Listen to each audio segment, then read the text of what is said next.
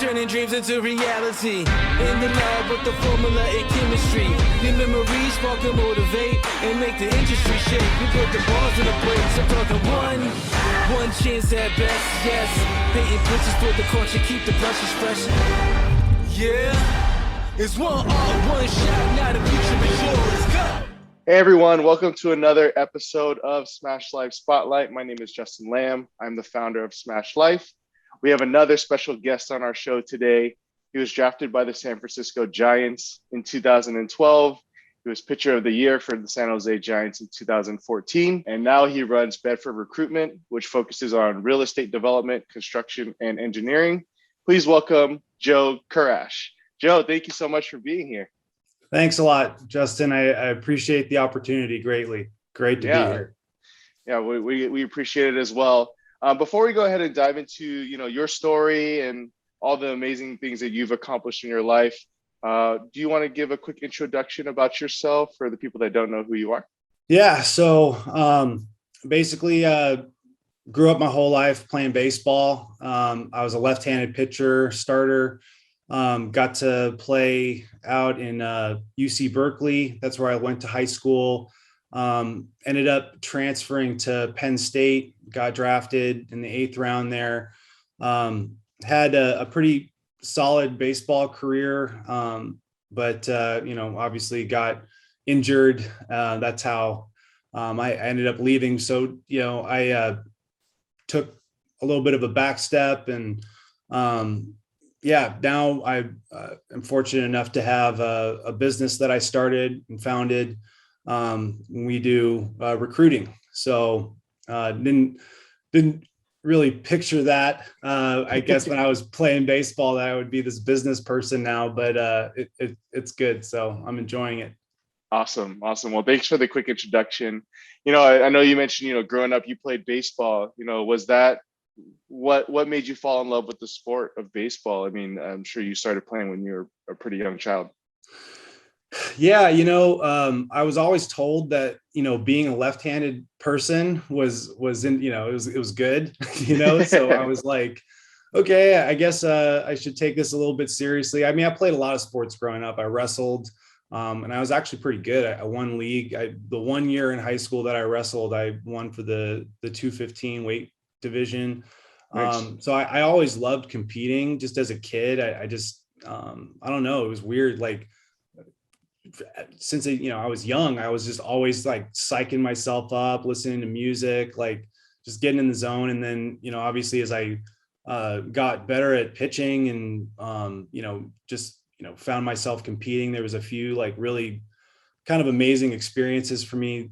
If I had to point to something, my sophomore year of high school, I never played club or anything. And then my JV coach asked me to be on his club team. And, there was a bunch of really high profile guys on that team. Like Nolan Arenado was on that team. He's nice. Gold Gloves.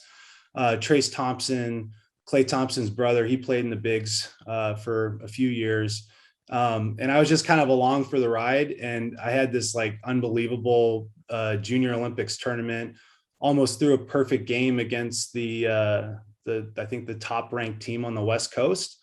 And then I got invited to the USA trials. And I think that was kind of the point for me to like think, wow, I should be taking this pretty seriously, so it was just it came naturally to me, I guess. Awesome. And so I guess from there, was that always the dream, or did you have a different dream growing up? Was there another sport in particular that you loved before baseball, or what was your dream kind of growing up as a little kid? I would say it was baseball. I did entertain these different ideas. Like when I wrestled, like, I was like, wow, I'm good at this too, but again, when people, they tell you like, look, it's like my dad or, coaches that I had, they were like, dude, you're a lefty. Like you need to take this seriously, dude. And I was just like, yeah, I mean, I guess for me, like, I always enjoyed competing, like it was always like so fun to just like go to the games. And I would just, it was always baseball for me. Gotcha. And so you obviously have found a lot of success at a young age, and I guess what are some of the tips that you received when you were, going through that journey of going through USA baseball, and what are some of the lessons that you learned that was really important as you started to think about kind of your college career and potentially things after that? So I'll point to that game, the Junior Olympics. So I said I almost pitched a perfect game. So it was 6 2/3, and there was a couple of like really just terrible plays. So I think it was 6 2/3, which in high school you got 1 out left, right? Mm-hmm. I throw a backdoor curveball ahead of the count, hits the batter's foot. So my perfect game is gone. He gets on base. Then the next guy hits a ground ball to Nolan at short, and he throws him out. It's clear to everybody that he's out. The ump calls him safe. And then the next guy hits kind of a soft line drive over the shortstop. That guy scores. And it's just like, it just went to hell. You know what I mean? So, that was like one of the first moments athletically where I realized I was so close to achieving something amazing. Mm-hmm. And I was like, gosh, like, I just remember curling up in my bed and just kind of like, I didn't want to talk to anybody. And then 2 minutes after I did that, I get a phone call from my club coach, the guy that asked me to play. And he says, hey, this is the USA people are going to give you a call. They want to invite you to the USA trials. And it's so funny that that's like what I'm pointing to. We didn't discuss this before, but that sort of epitomized like such a strong lesson for me, because I was like, wow, like, even though I was really, disappointed about how that went, I got this amazing opportunity, and it's like my whole outlook changed. And then I think, moving forward, I pitched some pretty great games. Like I had a 7 2/3 no hitter against Purdue in college, when they had one of the best offenses in the country. They had guys like Pilecki, who's big leaguer for the Mets, struck him out with a 3-2 changeup. I got him pretty good. And he wasn't striking out very much that season, so I was pretty proud of that. But I guess whenever I approached anything that I wanted to do that involved competing, I got very cognizant of like, all right, like, don't really put too much pressure on yourself, because, then, you're going to, you might be, it might take you away from that moment. Just go for it. You know what I mean? And I think that's sort of something that I always approach going into my seasons. I just like to kind of experience like the game progressing and it building, and, whatever happens kind of a thing. Absolutely. That's a great lesson. And that's something that I think we can all kind of take into our own lives, of just also being present. I think we always are so focused about these goals that we have in mind, and it's good to keep those in mind, but also being present about kind of the process and going through that, and kind of adjusting, little things in your life, and trying to make adjustments to be better, I guess, in everything that you do. And so, after high school, you go to Berkeley, and then you end up transferring to Penn State. What was the reasoning behind that? And also, what was the recruiting process like? It sounds like you are highly recruited. Yeah, this is the perfect segue into recruiting, because I was recruited heavily. What can I say? Yeah. But it was so interesting out of high school.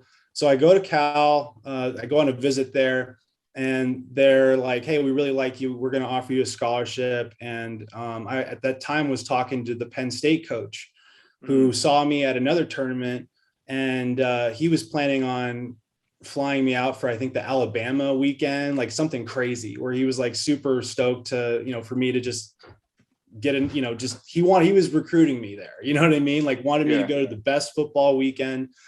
And then I told Berkeley about this, and they were like, oh, well, we'd like to maybe have you up here for another visit, maybe bring your folks, and, we can, get you in touch with some of the players.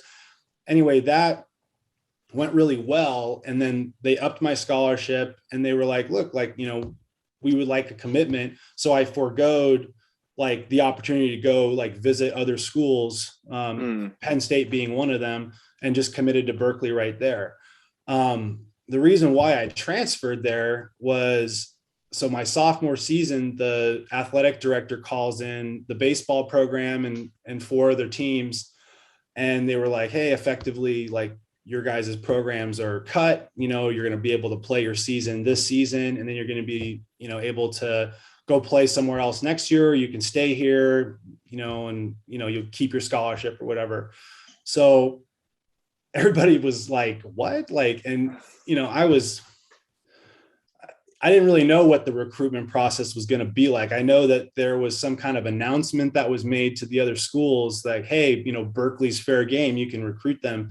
But what ended up happening was all of us during winter scrimmages at Cal were taking weekends to go do these official visits that we would have, what I mean? Like, we had guys going to Oregon and visiting there.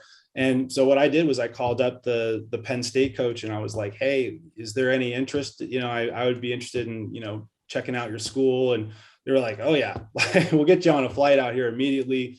And then, I went there, and my thought process was like, hey, if the program's not going to be here, it makes sense for me to leave before and not stay at Cal for that season, because I wanted to be around the group there. I wanted, even though I wasn't going to play, there was like a stipulation where like, you couldn't play that season if you were to transfer. So I was like, I waited all out, and it was just kind of, I just had this gut feeling like, go there. And so packed my stuff and left, basically. Yeah. How was that? I mean, we hear it often too, there are programs that get cut.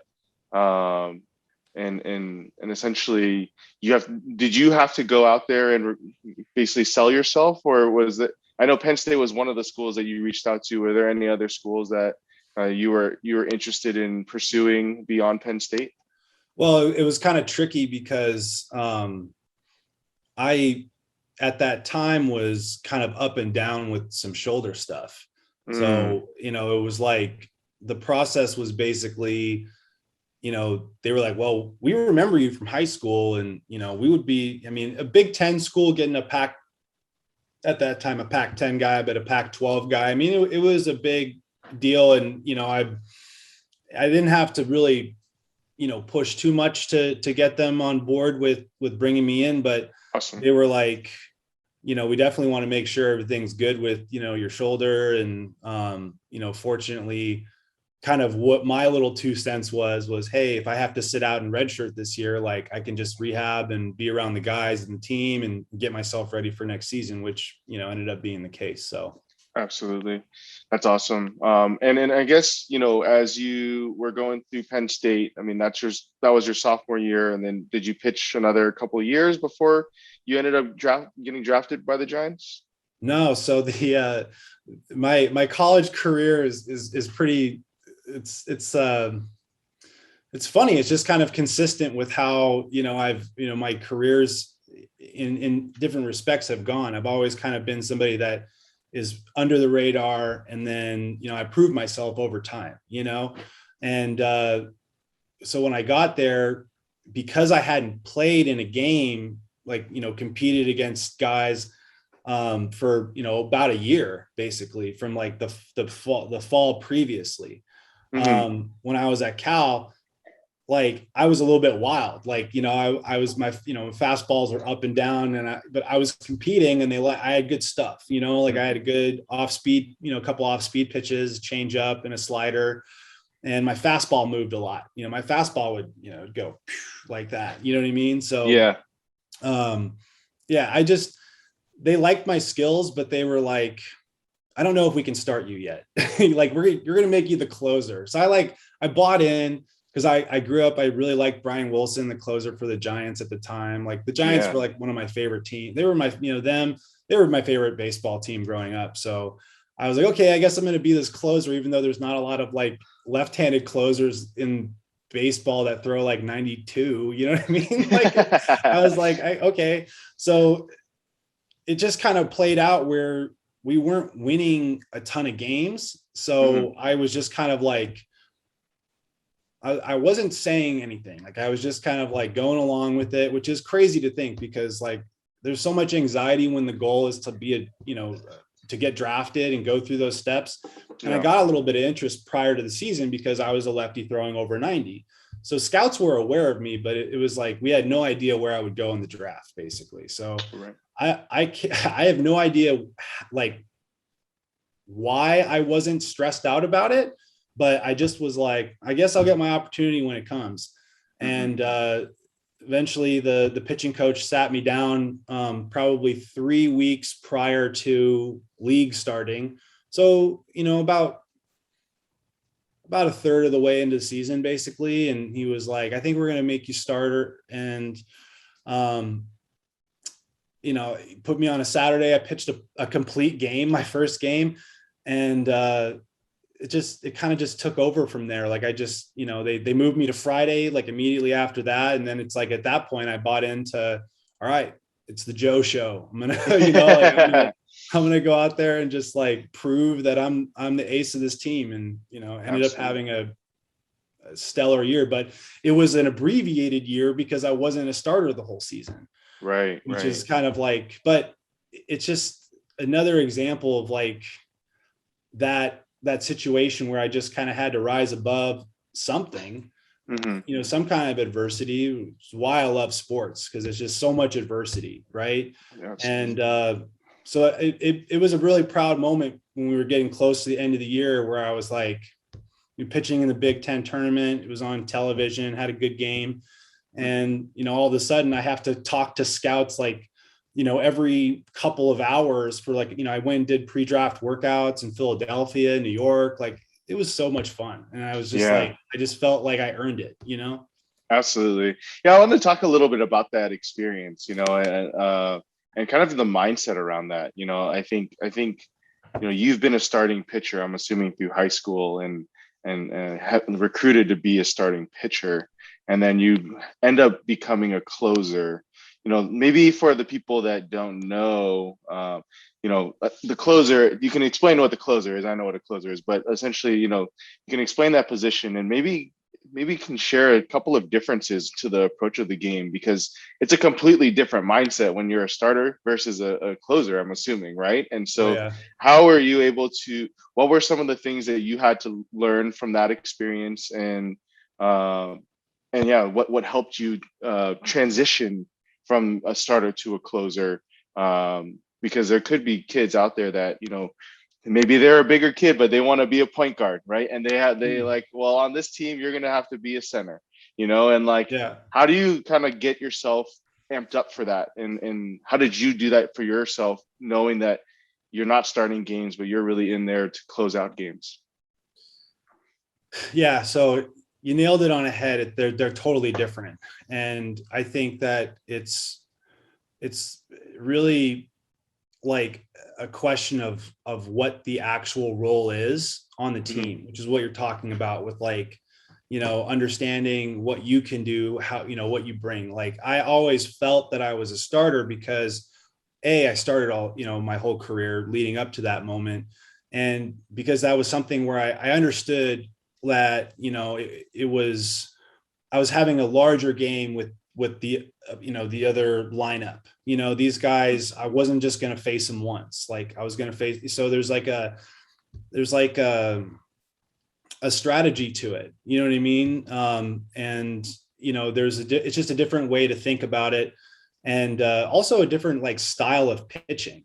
And so when I was told I was going to be the closer, I like, even though that wasn't ideal for me, because I didn't feel that I was a closer, I did have that awareness where I was like, I think I could be somebody that like could, help set our team up to win. That was always my personal perspective, but I didn't let that affect me when that was the role that I was given. Instead, I just tried to adopt a mentality that was highly competitive, that had a high level of energy.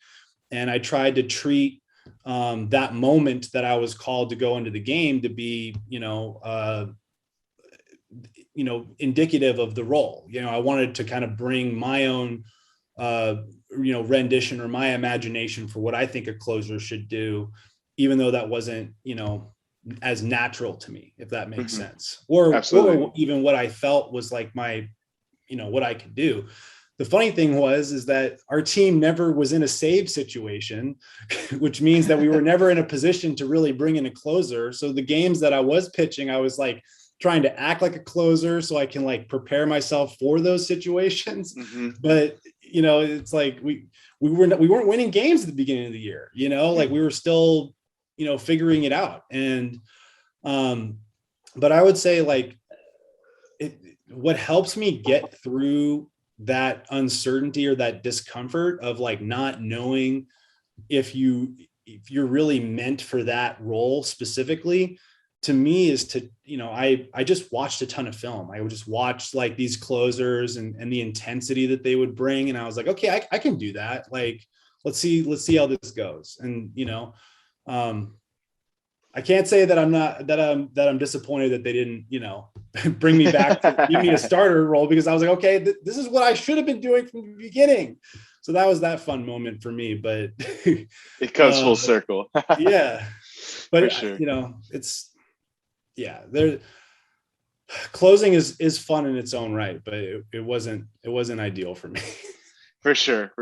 And it's pretty funny to see, the closers out there, and it's almost like you're right. There's like they have this type of energy and intenseness when they come into the game. Like Brian Wilson was, that for the Giants. I'm a big Giants fan myself too, and it's you come in that last inning and it's like, hey, I'm here to get 3 outs as fast as I can and with the best stuff that I can bring. Right. And It's almost like a sprint versus like, like being a starter, it's a little bit more of like a marathon, right? When it comes to the approach of the game, how you're going to, the first rotation, and then the second time that you face a batter, there's going to be different things that you're going to approach the batter with. And so I'm sure it's a little bit more of a chess game in that perspective. But yeah, in terms of, now you being drafted, I guess like you were traveling and working out with all these different teams, tell me a little bit about that, because baseball is really interesting in the fact that you can get drafted in college, but stay in college. And so like, how is that experience? I mean, like, I'm sure that there are guys that were drafted and stayed in college and then decided to move into like the minors and progress forward. But, what was your experience like, as you were starting to get interest in working out for different teams, and you have to get an agent and all this other stuff? Share that experience. Because, for me, I see baseball, but I kind of know baseball, but not to the level that you have in your experiences. But I'm interested to kind of learn about that journey a little bit and how you've experienced it. So it's really, really interesting when you're, because it happens at the high school level too, so you're either, 20 to 21 years old. I was 20, or you're, 17, 18 years old. And all of a sudden, all of these scouts, it's like their job is to go and find, the right group that they want to draft that season. You just end up, during your school year, just creating, building these relationships with these scouts, and their job is really to, pump you up on their team and their organization, but they're also kind of working against you, which is why you need an agent, and I was lucky enough to have somebody that, I had known, and this guy I trusted, and he was always kind of in the wing, saw my season play out, and, he knew what my numbers were, like, kind of what that mold was and the value that is in an organization. I mean, from day one, what I brought to the table was always something of like a, 4th, 5th starter in the bigs, that like, just, I had a unique delivery, lefty, move the ball around, get people out. So it was an interesting process to have him kind of tell me something that I had no idea about, which is like, because once it got to the last part of the season, they were like, what was it going to take for you to sign? like we need to know. It became this like dollar amount negotiation, which was really tough because I was like, I have a ton of leverage. Like I'm a redshirt sophomore. Like I could go back to school, like you're saying. And, but it pays when you're a college guy to get started in the minors because it's such a climb, so that's what that's how they were coming, to me. And they were like, hey, like you want to sit another year, maybe make a few more bucks, but you're a year behind, you're starting in rookie ball as a 22-year-old, like, and so they play that game with you a little bit, and you have to be, confident and like, it was just interesting that there were certain teams that were really trying to grill me down to like, because my whole number was 8th round. That's it. Like I'll go play in the Cape. I'll go back to school, draft me in the 8th round. And, there were some teams that were like, well, how about the 10th round? I'm like, what? Like, why are you like, is it really that big of an accomplishment for you guys to like dial me back 2 rounds? Like, I think I should go in the 5th round. You know what I mean? Like, but I didn't have that big enough sample size. I didn't play anywhere in the summer. Like these summer leagues are really big for getting scouting. So I was kind of up against that.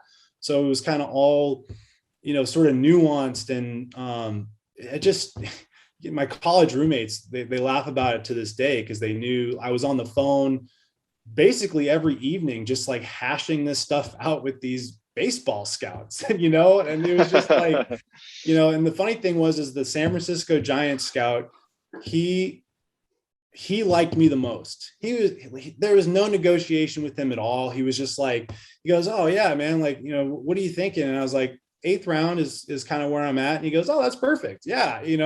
I'm going to suggest you should go in the 5th round. And I was kicking myself after, because he told me later that, after I got drafted by them, that if I had told him that I needed to go in the 5th because he had some pull, he would have got me in the 5th. But because I was the 8th, you know what I mean? But yeah, no other team drafted me, up until then. So it's kind of like this weird kind of like, wobbly thing where it's like, if you get too firm with the negotiating, you can end up going back to school, which at that point, that would have been fine too for me. So it was, can't say I'd ever experience anything like that again. It's a very unique process, but very memorable. Yeah, for sure. And it almost comes down to now helping you and how you do your business, all that negotiation. Oh yeah. And you learned it at an early age of how the business of baseball works, I'm sure. But I mean, you're talking to a lot of scouts, and you get basically drafted by the Giants, a team that you said that you've loved your entire life. What was that feeling like for you? Wow. I mean, it was so interesting because I had convinced myself, because I hadn't gone yet in the draft. I mean, it was like the Giants were one of the last picks of that round. They were, or like at that, I guess there was, it narrowed down to where I really felt like there were a group of like 5 or 6 teams that were serious about drafting me. Mm-hmm. And they passed on me in the 8th before the Giants.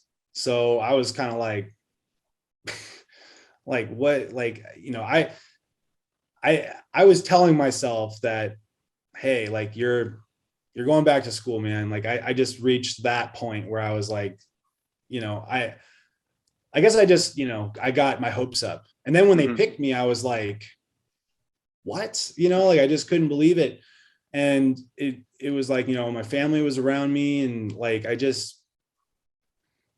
was a very surreal moment. And it was even more surreal when I was on the flight there, like 2 days later, like to the complex in Arizona. I was like, what is happening to me? Yeah, that must have been an amazing experience, something that you'll always remember in your life. And yeah, so now you're on your flight to Arizona. I'm assuming for spring baseball, or yeah. And So what is that experience like, being drafted and going to spring training? You do see it from like the major, you have a lot of major league players that are playing spring training. Is there like a mix of players that typically play during that time? Or tell me a little bit about that. I've been to spring training. It's such a fantastic experience, but obviously not from a player perspective. But what is it like now that you're on a flight to Arizona? What's next on the journey there? What's next? Yeah. So imagine you arrive at this hotel, there's vans, you have like the strength and conditioning coaches, which are the most peculiar group of people, I have to say. Like, and they're like driving the vans, they're sitting there drinking their coffee, they're blaring the radio, and like you're just like in the hotel lobby with like 20 other dudes that just got drafted. You all don't know each other. You're all alpha males. You all think you're the man. And you're just along for the ride. They're just kind of shuffling you along, like it felt very choreographed, you know what I mean? But at the same time, I'm like, what is this scenario with like this, like this strength coach and this like blaring radio? I'm like, this seems like it's like kind of funny, you know what I mean? Like, and that was my perspective. I was just kind of trying to laugh about it, but I got to tell you, dude, like when they draft 40 new guys, they're cutting people, you know what I mean? And, when I show up to that complex, there's these dudes, you can feel it. There's, these guys, AAA guys rehabbing, and they know they're on the line. And it's just like, so it's got like it's just like an intensity to it where you're just like, wow, I'm really a number. But the guys that are, top couple rounds, they know they're not a number because they got millions of dollars invested in them. So they carry themselves differently. So there's like, people that are kind of like, going into groups, and it takes a while before, you get that sense of camaraderie with the team, which is what I always liked about being an athlete. I always liked, going out and playing with guys and having that kind of, it's just like a way that you communicate or relate, and so the spring trainings were just you felt like race horses in a barn, and everybody was cracking jokes because of how stressful it was. Yeah. that's how it was. But aside from like measuring each other and being like, oh, what is that guy got, what's his thing, when you watch people play, and you see what they're good at doing, and, you spend so much time with these guys. Like, for me, I wanted to gravitate to everybody and, make sure that I had, some kind of relationship with the guys that I'd be playing with, even the guys I was competing with. Like, you still have that respect at the end. So Absolutely. It was, yeah, I mean, it just felt like you were going into the Thunderdome. You know what I mean? Like you were just going to battle, and it was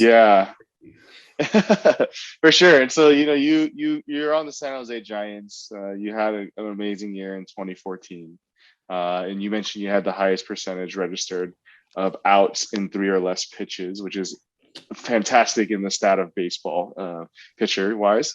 And so what was that experience like playing for the San Jose Giants?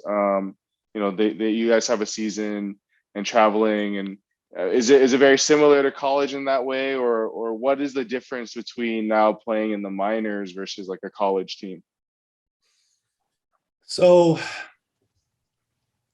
you have this like crazy layer behind the environment itself where it's the show. It's the big leagues, you know what I mean? And right. Like you feel that energy, or that aspect, or that whatever it is, you feel it whenever your coordinators come into town, or these people that are working at the front office that are checking on things. They're very selective about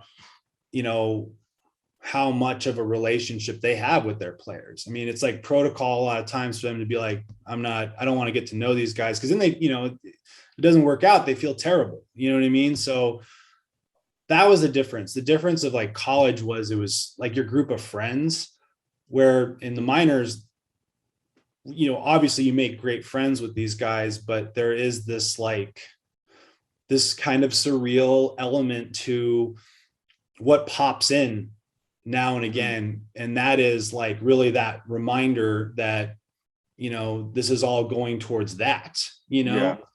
Yeah. Yeah, that would be sort of the biggest difference for me. And the organization as a whole, even with the teammates, you know, there is that thing where it's like, you just don't know who's going to be there the next year, you know, and people, you know, it's like, it's their job, it's their life, you know, and if they're having a bad season or a bad couple of months, the wheels start turning really quickly and they start to panic. And for me, like,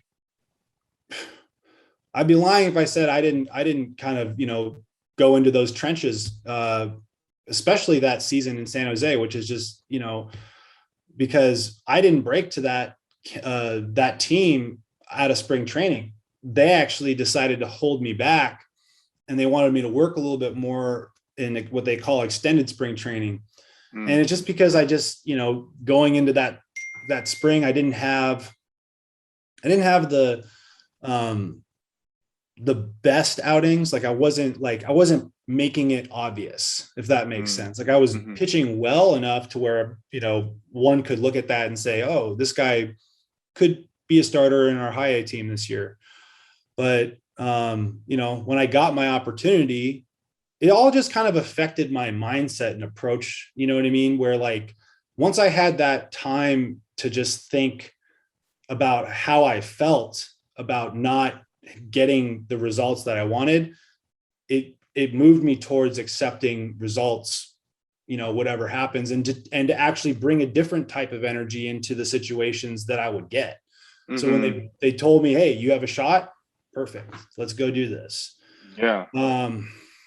So, and then ultimately my teammates there respected that. They, you know, and they, I mean, everybody's competitive, but they, you know, it was something where like I was able to do something pretty cool that season by showing up and then, you know, earning my spot. That's awesome. That's awesome. Yeah. And I know injuries kind of took a toll on your body and your career, you know, and I want to talk a little bit about that. You know, you basically started encountering injuries starting in high school, from what I understand.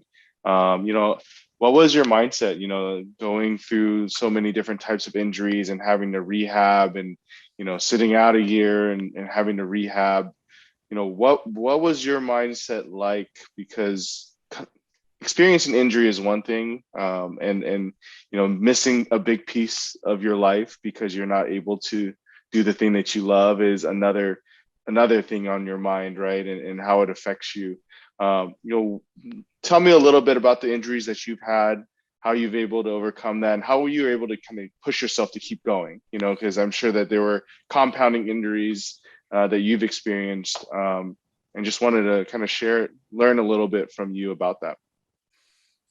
Yeah. So you know, when I first started feeling, you know, issues with my shoulder, my health, it was something where it really knocks you back a few pegs and you're just kind of like, whoa, what's happening? I'm not invincible.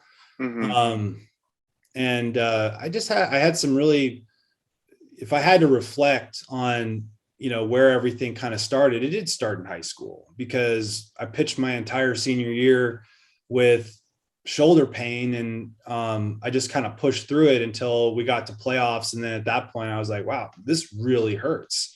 And so that I would not advise anybody to ever, you know, encourage anyone to play through pain, because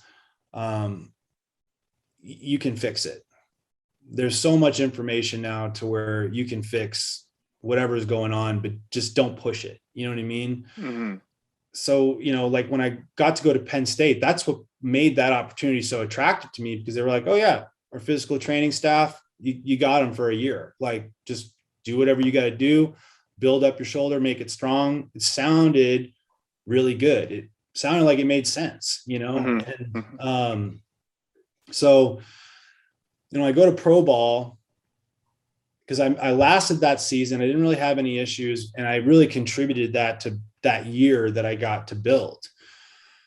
But towards the end of the season, when you reach 90 to 100 innings, like your arm starts to kind of go, oh, whoa. Like at least mine was going like, dude, this is, you're beating me up a little bit, And so I was actually really glad to get a little bit of a break at the end of the season. And, it sounds crazy to say, but I felt like there was going to be something, more that I could figure out with that. I was like, I just need time. I just need, all these different things. And the first 3 years of my career there, I didn't have any issues. And I was kind of thinking that I had just gotten in some kind of a groove, my training, my arm regimen, everything's going fine. And it just reached a point that third spring training where all of a sudden it just shut down.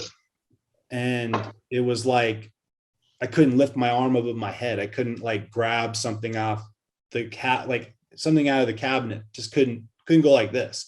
And I was like, what the heck is this? And it was, I will say that was a pretty disappointing period for me, because that was a huge year for me, on so many levels. They were sending me to AA. And, at that point you can get called up whenever, especially as a starter. And, there was different contractual things. It's just the worst possible time for me to have this thing happen. And it happened. And I had all these people in my life telling me it's out of your control, dude. Just trust whatever the process is to, and I just knew, I was like, this is not going to be solved in a couple of months, which is what the plan was. And, I'm not going to, say that I approached it the best way, because it's so difficult when you're injured. So many people go through these periods mentally. It has to do with their mental state, because you have so much meaning in your ability to perform. You start defining yourself that way, and I didn't really value too much other aspects of myself. I was really buying into, I'm a baseball player and this is what I can do. And so, once that rehab didn't go well, and, virtually immediately, I re-injured myself. It was I didn't want to just kind of I didn't know how to just kind of accept this and be okay, I'm going to be okay regardless. I didn't know. Yeah. I was it's not even the disappointment of not being a player. It was what the heck am I going to do now? Yeah.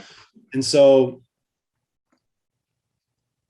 I took a second, and then I was like, all right, I'm going to leave and I'm going to retire. And I remember the general manager of the Giants calls me up, and as I'm driving home, he says, remember, you have 9 lives. You're a left-handed pitcher. So, if you ever want to come back, that's fine. And I was like, yeah, whatever. Yeah. I'm going back to school. I need to get a degree. I need to start my life. And it's just crazy, because during that time, I took up skateboarding. I took up basketball. I always wanted to compete. I love to compete. I love to learn things. And I just reached a crazy point where I was like, why can't I try this out again? I'm older now, a little bit wiser. There's a lot more science. And so that's, kind of why I tried to go back, and why I wasn't intimidated by the previous injuries that I had. But you know, Yeah, it becomes personal because it involves yourself. You're like, absolutely. I want to get this right, you know? For sure. Yeah, I'm sure when you were going through that experience, you it's extremely tough, right? When you're like, I'm I'm going towards where I want to go in my career of baseball, and this major setback happens when you can't lift your arm, and you're like, oh, this is like the worst possible timing, right? And it's almost like it brings you to that dark place of like, what's going on, and you don't know why, and you're trying to search why, and just like you don't accept it because it's like I deserve this, I earned this, and Yeah. what, like, and I can sense that from you, and I can feel that from you, and I like I while I haven't experienced that myself, like I can feel that, and I feel it, that it deep down in your core that was a big thing for you, and a change in your kind of mentality of how you wanted to approach it, because you just felt so defeated almost at that point. It felt like, and so like when you when you took some time off, what were some of the things that kind of helped you? You said you played basketball, you skateboarded, was it just primarily kind of just getting your mind kind of off of all that? I'm sure you put a lot of stress on yourself, and during that time, what were some of the things that kind of helped you overcome kind of that mentality, or that state of mind, and be able to be like, okay, I'm going to take some time off, and okay, I'm ready to pursue this again. I want to give it one more try.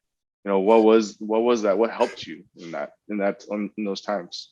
You know, it's when I went back to school, I went through this crazy period where I grew my hair super long. I wasn't very social. Like I just kind of went from this like, spectacular lifestyle that I was living, because I was performing in front of thousands of people, and I did feel like I was earning every bit of it, right? And so I kind of, again, the thing about like looking at different roles, and I wanted to adopt this mentality from a personal standpoint, that I was on a journey and that I needed to spend some time with myself, and really dig at like what I wanted to be as a person. You know what I mean? Mm-hmm. And I gravitated to different hobbies. I gravitated to music, which is one of my number one hobbies, and things that I do to this day. I spent so much time learning how to play instruments, learning, how to write songs, listening to music. And it was, I think that kind of like got me through that period immediately after, the exit, that I think really helped me gain a sense of confidence again, because all of a sudden I'm like, adopting that, hey, I'm a creative person. Like I have other aspects to myself that are not defined this way. I can act differently. I can be whoever I want to be, and then, it's wild. I go to, I graduate. The huge moment for me. It was not easy, especially at Cal. It was not easy. And so I get this job in LA. I moved to LA, and I'm like, working in an office, and I'm starting my career, and I'm doing really well. And, at a certain point, I was like, I feel like this could be how everything starts. Like this could be the start of my story, and it'll be great. Mm-hmm. But because I was getting older, and I was, that element that I had fostered with like competing and being athletic and training, and I ran a half marathon, like, all these things. I was just like, gosh, like I feel like I'm close to my physical peak. I'm not doing anything about it. Like that, it just crept back in. It just got back into me. And I just thought, all right, dude, if you actually think you can pull this off and go back, you have to stop everything right now. Like, stop the show and you're going to have to do this. And it was like, I think, to give you some insight into like where that even came from, was that I reflected very heavily on how, even during that time, I still visualized myself pitching. I still visualized myself in the major leagues. And it just wasn't something that I was willing to let go of yet. And I think that was what it boiled down to.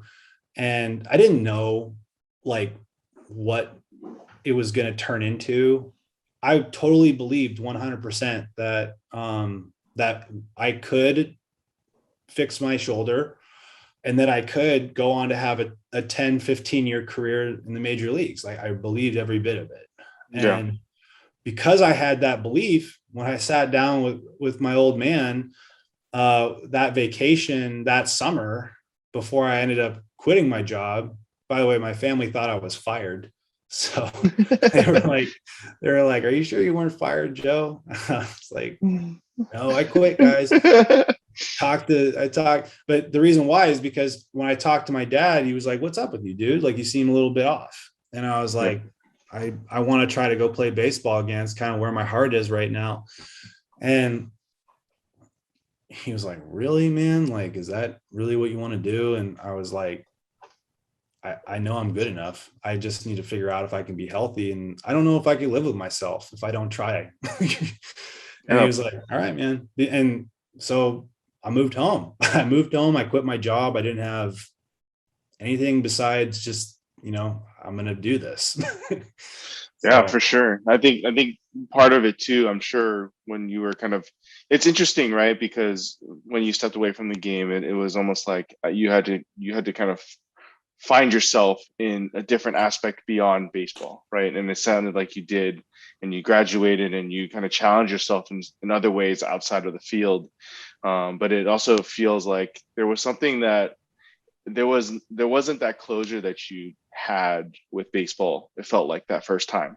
It was almost like a force, right? And I'm sure that's kind of why those thoughts were coming to your mind. It was just like, I still believe I have it. I think my body just maybe needed some rest, and I needed to kind of get my mind off of it for a little bit and come back, and it takes a lot of courage, right? It takes a lot of courage to kind of think about that and drop everything again one more time. And you're like, but at the same time, I'm sure you didn't feel courageous, it just felt like the right thing to do, and for your life. And so that's really interesting to hear.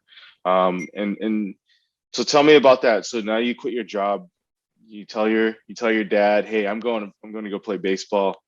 You go back, you call the general manager and like, hey, I'm back. I'm ready to get started. And then what was that journey like? No, my whole plan was to, I was saying I was definitely planning on surprising the Giants, because there was some contractual things that were going to make that a fun conversation. I just kind of dove into the process of like, I'm going to go to a doctor. I'm going to get all the right information on where my health is, which is, it's not like you just snap your fingers and you get MRIs and all this information. It takes a while. So like, I had to go through that process.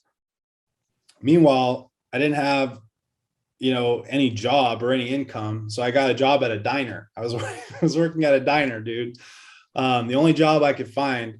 And it was crazy. It was a crazy period of my life. Like, I was working as a server. And I'm going to the doctors. These guys are pointing me in the next direction. It just built to, okay, now I'm rehabbing with this group that rehabs all of the, professional athletes that are local. I'm getting good attention from these folks.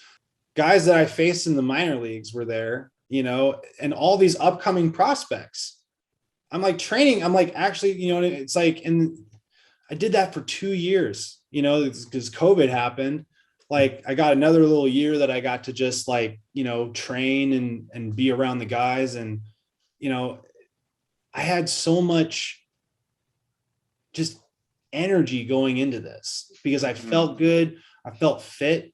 And I was trusting that I had the time to, to get myself to that position. I was even working with an unbelievable physical therapist after I did the physical therapy. Then we started working on all this stability stuff, range of motion stuff, like crazy, like, this is all stuff for the future. And I was like getting my hands, on it, and I was working with it. And the rehab process was insane. And I continued that rehab process into when I was training, physically and lifting and all that stuff. I was throwing, spending 2-3 hours a day, in the confines of, my living space, and just focusing on just putting my shoulder in a different position, stretching these muscles out, activating these different things, just working on every little thing that I could figure out. I was like, I'm going to do that. I'm going to do that. So it was just so much that I did. And all the while, like, I was like kind of sitting there thinking, well, dude, I need to there is a chance that this doesn't work out. Please don't put all of your eggs in one basket here on this one. You know what I mean? Because, if you don't have anything else to do after this, you just got to go, it's like, I always thought that I was more than that. You know what I'm saying? Like, I was like, so that was kind of, as I was starting the rehab process, I was like, okay, like, I'm going to start this business, and it's going to be a reflection of what I believe I can work on, and what, because it was what I was doing before I left to go play baseball, but I was going to do it. I was going to be entrepreneurial about it and innovate and try to do it myself. Mm-hmm. And so it was just interesting how, as I was, building this rehab process over time, I was also sort of, learning about the business and sales process. And, it was definitely something that I did, being aware that, there's more to life than baseball. So I had that realization. I need to be thinking about my future. I need to be taking this seriously. And, I thought, like, hey, there might be a shot that I'm good at this too. And that was like, the baseline kind of start for me. And, the rehab process, and just kind of seeing how that was going. And it was like, and my business partner will, he's been with me every step of the way. He's my childhood best friend. He kind of, he's always kind of that voice, in the background. And he's like, coaching me up on, like, the fact that as I was getting closer to being ready to go to spring training and throwing and stuff, he was also the guy encouraging me to push more with the business too. Carve out that time to be, getting more clients, get us more clients, dude. And it was like, at the time I didn't really know what the method to the madness was, but he was like, challenging me. And ultimately through that, I was challenging myself to start juggling this stuff, to start figuring out how I can be more dynamic about, my day. How can I be really efficient with, maximizing my time that I'm spending on this business, and then maximizing my energy and effort that is required. It's physically required daily, to be at the field throwing, to go to the gym. So it just became this really interesting kind of workflow for me to be able to time manage, but also think about how I was using my time.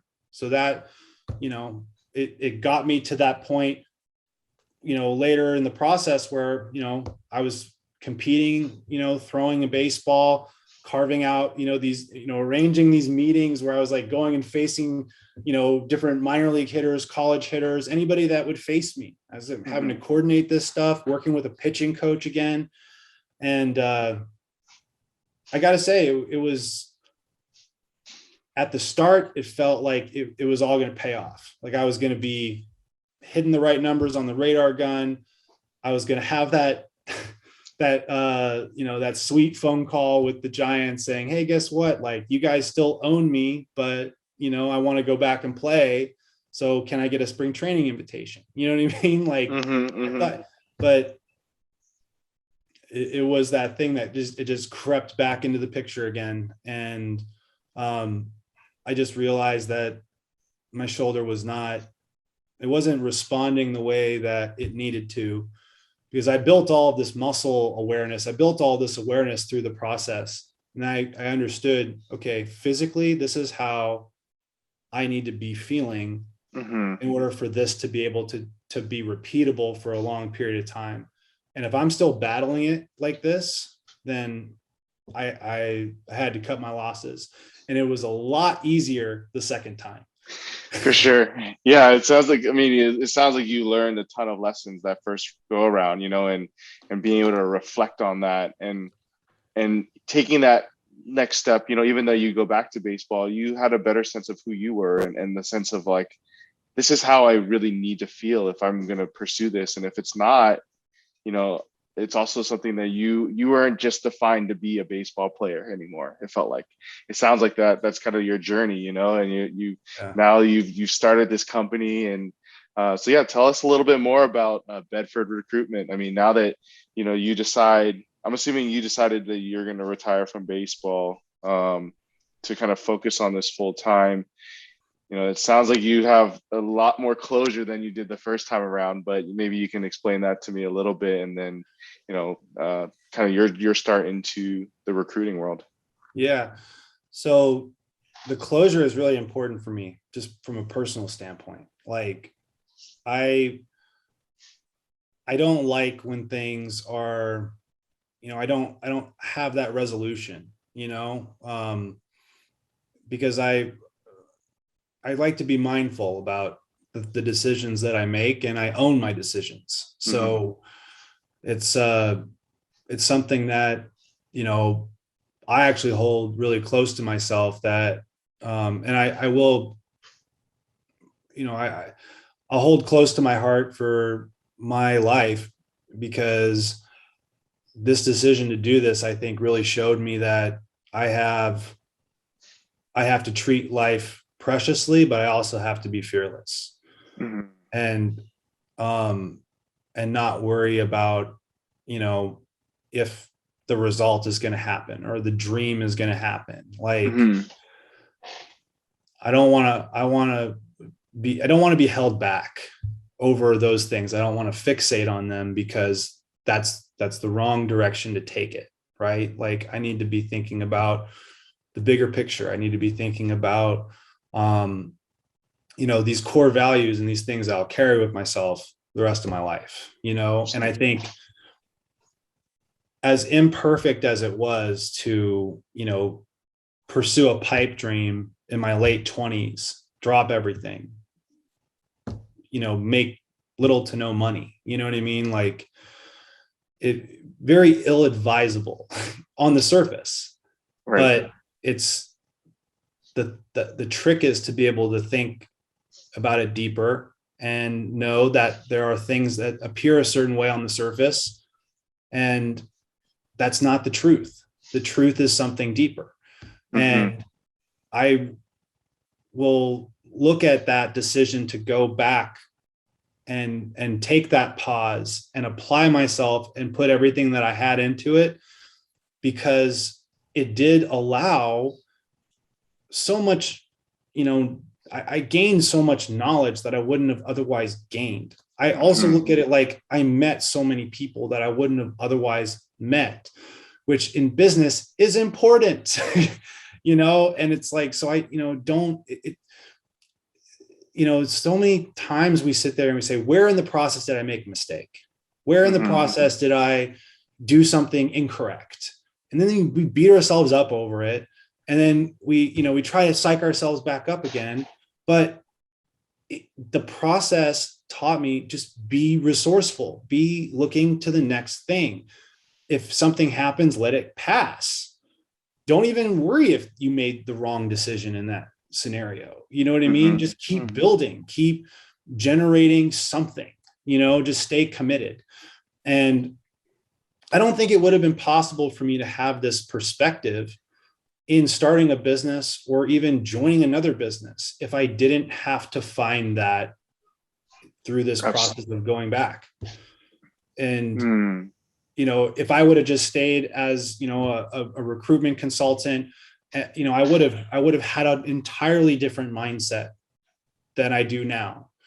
And I apply that mindset to everything that I do now. And, to segue into the recruiting, it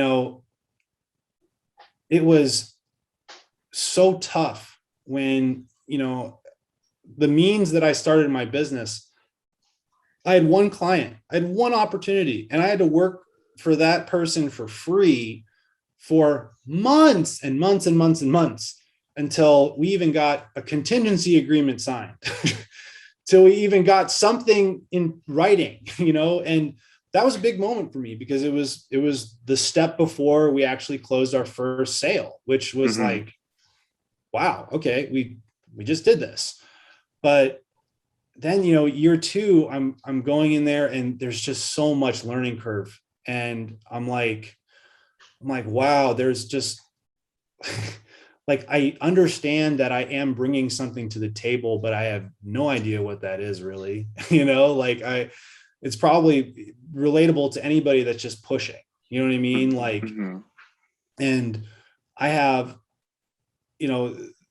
if I look back, I can point to every mistake that I made in my first 2 years as a business and every sale that I lost and every candidate that I represented. And I was like, why the heck did I represent that person?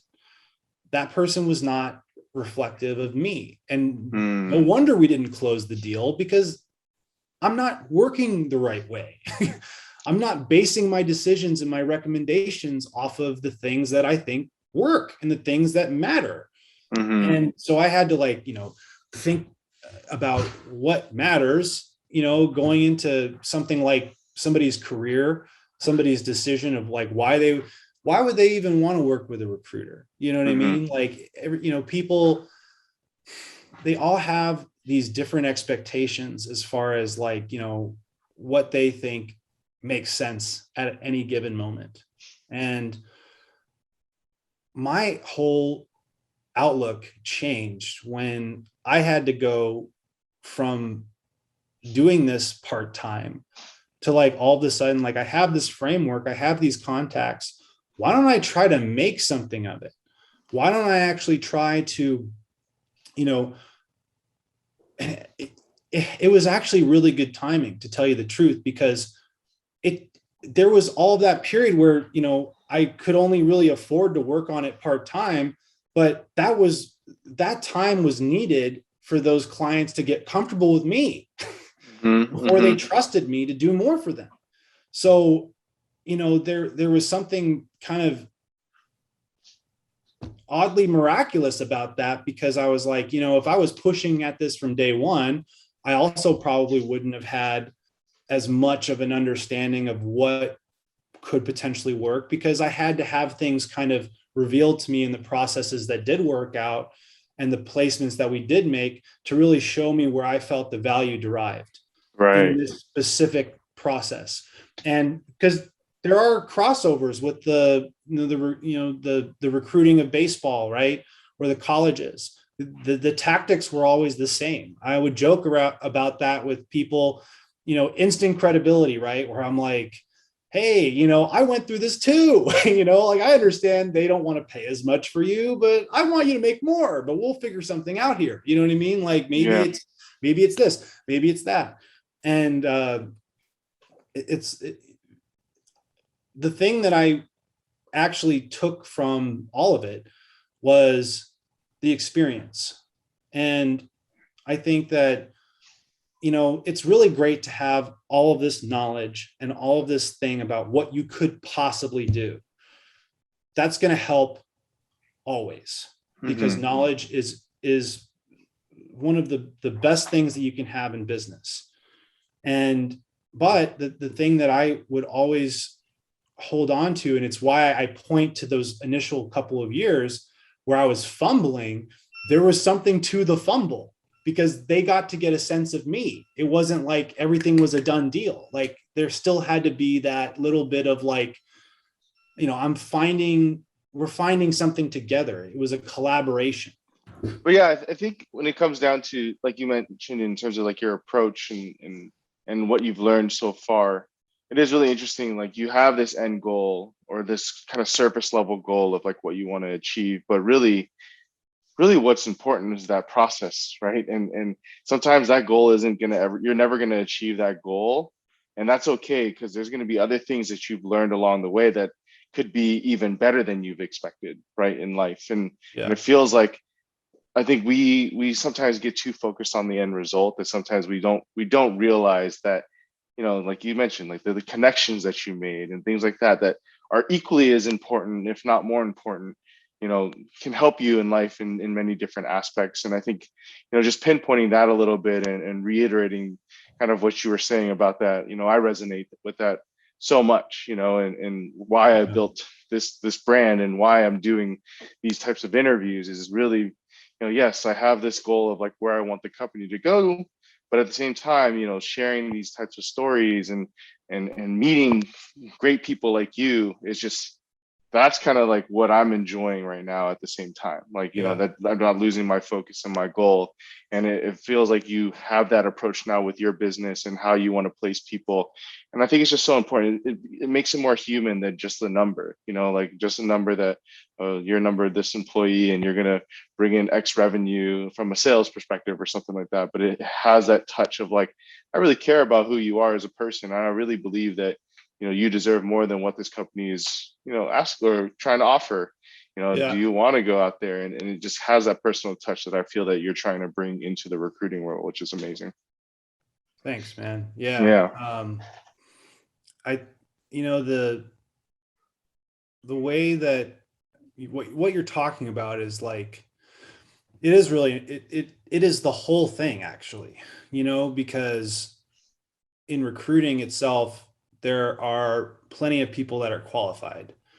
But when you start to work with the people and you start to kind of get into that nature of matchmaking and figuring out, what are the aspects to what is going to make somebody really good for this position beyond whatever they sell us they can generate day one or day whatever. You know what I mean? Like, I want, and we've been able to successfully accomplish, is when we make placements, it is the right decision for everybody. Yeah. It's because it has to do with their life. We treat it that way, It's like, because we want the job to enable them to have the life that they want. Mm-hmm. And it's so much a part of your happiness and your well-being to be working with people that you respect, people that share in your mission, people that share in, the perspectives and also help you improve your perspectives, because they have that workability to them where they're like, they want to give and see what that does for the people that they affect. And it's part of their approach and their process. And there's a lot of people that they just explain, what they are, and they expect too much. And, because things, there are certain elements to the way that the market is, they can get away with that right now. But the thing that's really neat about what I think I can bring from a business perspective is that ability to match the people that ought to be matched together. Mm-hmm. Start there. And then, if it becomes something that is truly scalable, obviously I would want to be able to protect that integrity, because that's the most important thing. We're not trying to pass off something that is not reflective of us. And, I am fortunate because that's what everybody taught me in my career, baseball wise, is like, and with my partner, he always is telling me, don't sell yourself short. Go for that thing that you really feel is reflective of you. And see where that value is. And like you said, don't fixate on whatever that result is. Let it play out. Keep working at it, you know? It's always good to have it in mind, right? It's always good to have it in mind to kind of your North Star to keep going, but at the same time be in that process, right? So yeah, it's really but interesting. I'm superstitious. I don't like to write down, what I stand to make in any given situation. I don't like to sit there and start counting all my chips. Right. You know what I mean? I just Yeah. I'm superstitious in that way. Like because I want to maintain that that thing that is never like I'm trying, because the unique part about our business is it is putting people together. So I never really want to be driven by the number, even though that is something that does drive me from a personal standpoint, a lifestyle standpoint. Instead of me fixating on the placements themselves, I think about what more can I be working on? How can I be building better relationships across the board? Right. I don't think deeper than that. I just keep it right there. And, because then when you talk to people and they open up with you, then they start to show you the things about them. And then we can go to work on that part. And that's the part that is like, it's amazing, because then I'm sitting there having conversations with candidates and we don't even care what the result is. We don't know. And it just changes the whole complexion of the situation itself.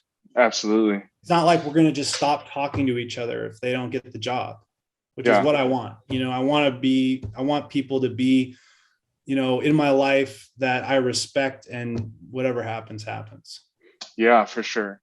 Yeah. Cause I agree. I mean, I've been in sales, and it's like you do get caught up in the numbers a lot of times, but in the end, like, would you rather sell something that you're not proud of selling, or like you feel bad for selling, or would you really stick to your values and like, hey, this isn't a good fit for us, and like that's okay too. And I think we have to be a little bit more accepting about that. Hey, not everything's going to work out the way it should be, but in the end, like, we should have the right intention to be able to help each other out in a positive way, and if it doesn't mean doing business with me, that's totally okay. But like, I think we sometimes do get caught up in that way of like trying to do the sale as quickly as we can because of that number, right? But at the same time, deep down, like, is it a real match or not? And then they could be ending up finding another job somewhere else, and you're like, you feel bad at the same time. It's like, I could have made that situation better, right? So it's really interesting. It doesn't help when you lose business. You know what I mean? But it goes back to that thing, which is where the resolution comes from. Controlling what you can control. You can control if you offer something totally unique to what your competitors offer, and that comes from you. You know what I mean? And I think it's, if you're getting beat on one end of the numbers, you know what I mean? It stands to make sense that you can go and be favorable in another area. You know what I mean? Another set of numbers. Like, I really believe in that. Like, absolutely. Because if they can't afford to be working in the same frequency that you can, you know what I mean? Then you have all of the freedom in the world to create a unique product or something that's worth selling. For sure. Yeah, it's I love your approach around how you're working with your candidates, and I think it's something that it reflects a lot about kind of what you've learned in your life, which is amazing. And people really feel that, right, when it comes to business and the right intentions. And I think that's important. I guess some last general questions for you as we wrap up our interview. For yourself, how do you define success? I don't define success by outcomes, obviously. I define success by how everything adds up to make you a better person and achieve your goals. Even if it's not all your goals, still achieve your goals. Success has to do, because you will adjust your goals through failures. Mm-hmm. So that true success is the accumulation of all of your failures that lead to the you obtaining a goal that you set for yourself. For sure. I absolutely agree. And one piece of advice you would give to yourself if you can go back 10 years? I would tell myself to work harder. I would tell myself, because that's part of, my journey, was that, for a period of my career, I was talented. So I didn't have to work as hard, even though I did what I needed to do. I feel that I still could have worked even harder to define at an early age what I really felt I could, bring to the table. Mm-hmm. So it's such a strong ethic to instill in a young person. So it would be to work harder. For sure. And it seems like you've kind of taken that approach on that second round, right? Of coming back to baseball. You really put your focus into it, but also you had different focuses in your life, but you worked hard in all aspects of it, right? And I think that's what gave you a lot of perspective and a lot of the experience of why you came back and how you feel about it now. So I really appreciate you sharing your story. I know it's one of the stories that are really interesting about coming back full circle and learning a lot of these different perspectives and seeing where your life is now. Like, life doesn't always, your dream could always change, right? And dreams always change. And I think that, you're overcoming different obstacles in your life, and you're pursuing, your new dream of becoming a successful business owner. And we wish you all the best, honestly. And you resonate everything that we stand for as a brand, I think, and that's why we have you on this podcast, is really because we want to share your story. We want to learn, and hopefully it inspires somebody else along the way on their journey. So I really appreciate your time, and yeah, anything last you want to say to the people that are going to watch this? Well, first off, I want to say that you're an outstanding human being, and I'm obviously thrilled to be, partnered with you in this, and to have these conversations. It's been a pleasure to share my story, and I hope that you continue to do this amazing work and build your brand into something special, because I think you will. And I hope that, people will, hear my experiences. And if I had to leave you with one thing, I would say, we are nothing without humility, and just give it everything you have and enjoy the ride. You heard it first. I love that. I love that lesson. And really appreciate the time. Joe, I thank you so much. Thank you, everybody that's watching this. This is another episode of Smash Live Spotlight. Enjoy the rest of your day. Thank you for tuning in. If you enjoyed the interview, make sure to click the subscribe button and follow us on our social media.